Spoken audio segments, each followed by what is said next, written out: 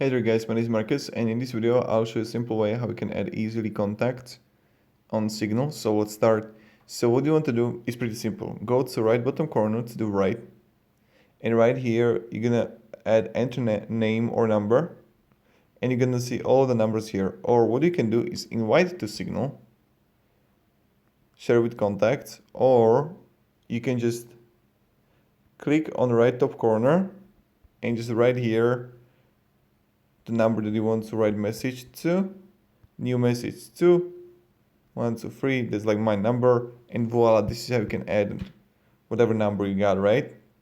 So right bottom corner, and you just add here the number, or you just find it in contact.